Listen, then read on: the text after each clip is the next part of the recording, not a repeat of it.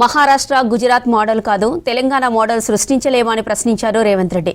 10 ఏళ్లలో గ్రూప్ 1 పరీక్షలు నిర్వహించకుంటే ఇంతకంటే నిర్లక్ష్యం ఏముంటుందని అన్నారు. టీజీపీఎస్సీ రాజకీయ పునరావాస కేంద్రం కాదు, తెలంగాణ పునర్నిర్మాణ కేంద్రమని చెప్పారు. గ్రూప్ 1 పోస్టులకు ఎంపికైన వారికి నియామక పత్రాలు అందించారు సీఎం రేవంత్. అంతకుముందు టూరిజం కాంక్లేవ్లో పాల్గొన్నారు ముఖ్యమంత్రి. 10 ఏళ్లు అధికారంలో ఉండి కనీసం టూరిజం పాలసీ తీసుకురాలేకపోయారని విమర్శించారు.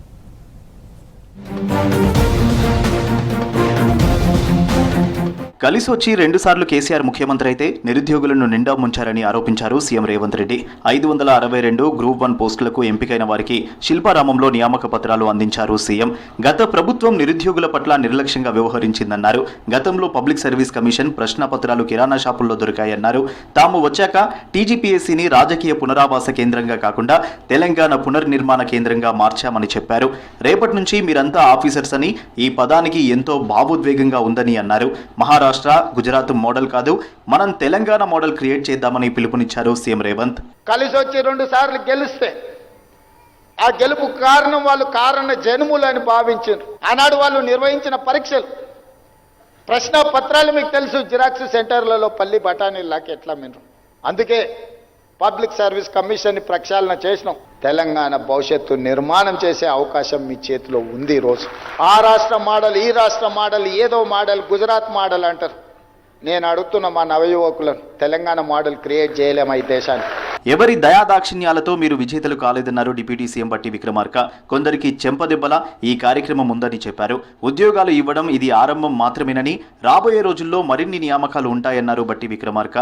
ఇదే కదా ఆనాటి యువతి యువకులు ఈ రాష్ట్ర ప్రత్యేక రాష్ట్ర ఏర్పాటు కోసం పోరాటం చేసింది. ఇటువంటి విధానం కోసమే కదా ఆనాటి యువతి యువకులు ఉరికంబాలెక్కింది, అగ్నికి ఆహుతైంది, అంతిమంగా ఈ రాష్ట్రాన్ని సాధించుకుంది. అంతకుముందు ఇంటర్నేషనల్ టూరిజం కాంక్లేవ్లో పాల్గొన్నారు సీఎం రేవంత్. టూరిజంలో రాష్ట్రానికి 15,000 కోట్ల పెట్టుబడులు రావడం అభినందనీయమన్నారు.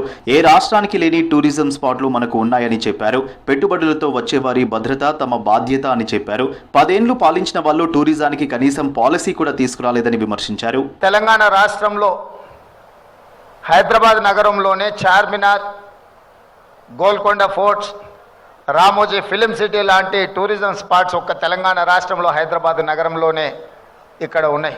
Telangana is one of the best tourism destination. ఈ రాష్ట్రంలో శాంతి భద్రతల విషయంలో కానీ, పెట్టుబడుల రక్షణ విషయంలో కానీ, టూరిస్టుల యొక్క రక్షణ విషయంలో కానీ తెలంగాణ రాష్ట్ర ప్రభుత్వం కట్టుబడి ఉన్నది. ఉదయం హైదరాబాద్లో మల్లేపల్లిలో ఏటీసీని ప్రారంభించారు ముఖ్యమంత్రి రేవంత్ రెడ్డి. ఇక్కడి నుంచి 65 ఏటీసీలను వర్చువల్గా స్టార్ట్ చేశారు.